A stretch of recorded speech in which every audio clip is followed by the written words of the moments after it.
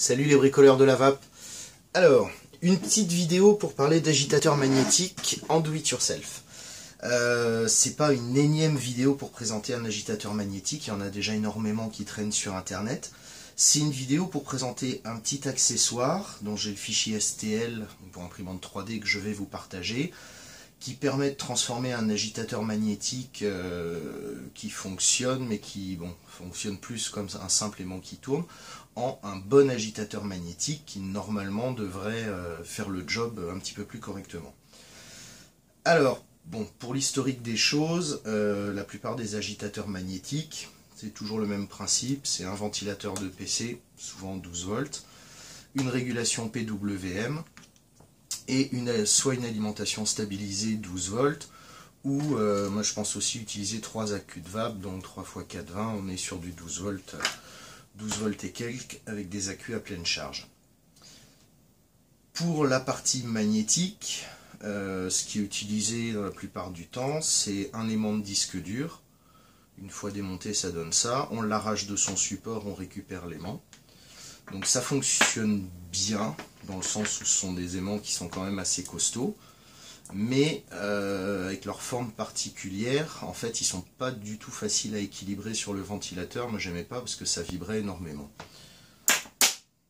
Du coup, j'ai utilisé une petite barre comme on trouve dans les magasins de meubles. J'ai pris un turbulent.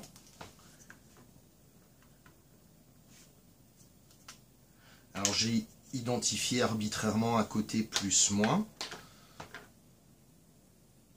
Après, j'ai pris 4 petits aimants. Alors c'est des aimants de 10 mm, donc 1 cm sur 2 mm d'épaisseur. Pour info, vous verrez à la fin, là les aimants dépassent un petit peu. Si vous mettez des aimants de 1,5, ça dépasse pas. Voilà, c'est juste pour... Donc du coup, je prends mon côté plus.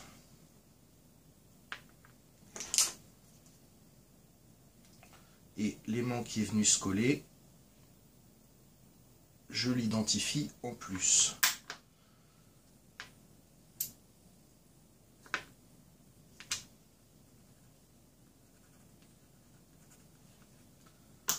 Un deuxième aimant pour le côté plus.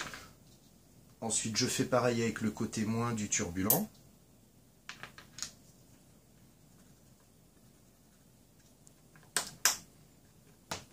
Donc j'ai un aimant plus collé à un aimant moins. Tac, le dernier aimant moins.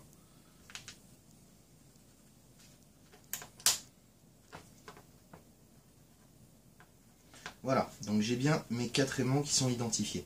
Si je vous montre ça, c'est pour vous aider à identifier.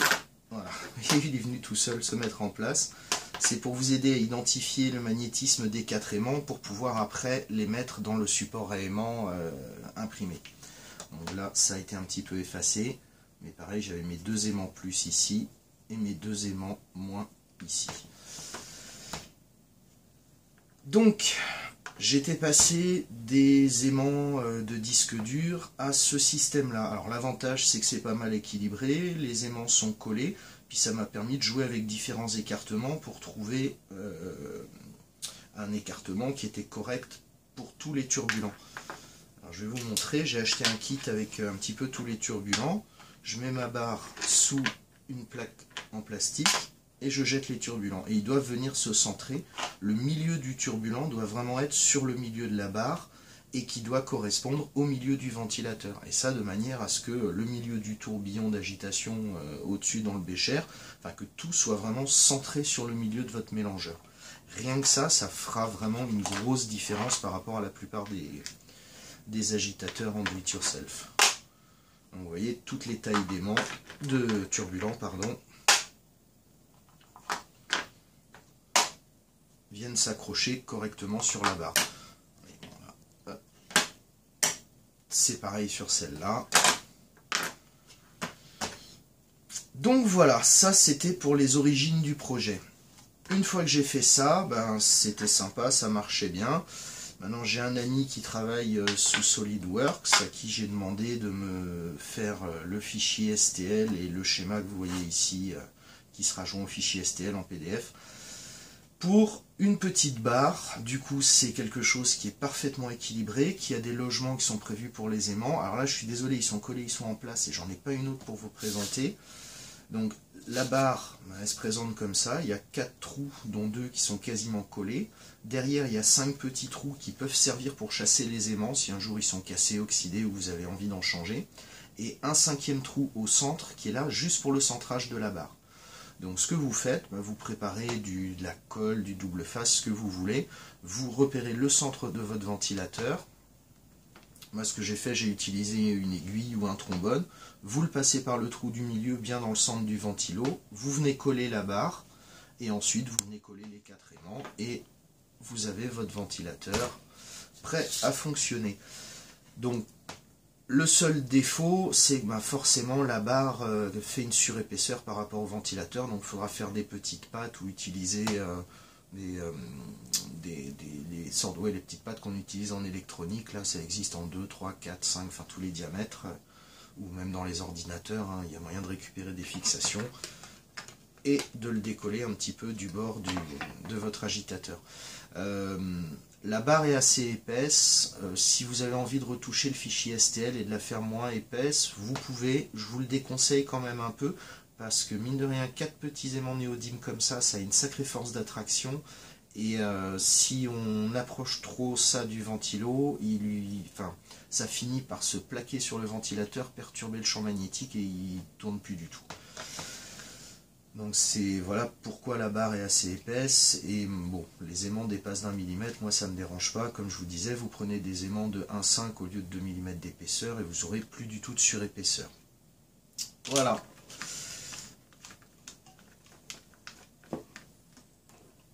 Juste pour montrer, ça tourne, il n'y a pas de souci. 10 volts 9, je dois être à fond. Alors ça, au niveau de la vidéo, vous ne le verrez pas, mais là, je suis en train de toucher les coins. Il n'y a quasiment pas de vibration, enfin pas plus que quand le ventilo tourne sans les aimants. Et ça, pour moi, c'est bien, parce qu'avec les aimants de disque dur, j'ai eu le premier agitateur que j'avais fait, il faisait des ronds, donc c'était pas franchement efficace. Voilà. Dernière petite chose, bon, l'agitateur que je vais faire en lui-même, il n'y a aucun intérêt à vous le présenter. La seule chose, moi je prévois une alimentation en 3 accus et une connexion externe. Le tout, je mettrai un gros switch et un inverseur à 3 positions. Donc soit alimentation externe 12 volts, mélangeur coupé, ou alimentation sur accu et du coup autonomie pour aller faire son do-it-yourself où on a envie. Si on a envie de faire des jeux en vacances ou chez la belle-mère le dimanche, tout est possible. Voilà. Il me reste à remercier Fabien, que j'ai déjà évoqué tout à l'heure, pour la réalisation du travail sur SolidWorks et la pièce. Donc merci, un grand merci à lui. Et je veux aussi remercier Christophe de la société So Easy World. Ils sont en train de développer une imprimante, la L3D Core, donc qui est actuellement sur Ulule. Alors, je mettrai un lien dans la description de la vidéo. Je mettrai un lien dans le post avec la vidéo. C'est une entreprise française qui développe une entreprise française, donc c'est un projet plutôt sympa. Accessoirement, il reste 10-12 jours et ils doivent être à 400 €, quelque chose comme ça, de leur objectif. Donc voilà, moi ils m'ont imprimé la pièce gracieusement pour tester leur imprimante. Le résultat est franchement très propre et de très bonne qualité. Donc je les remercie et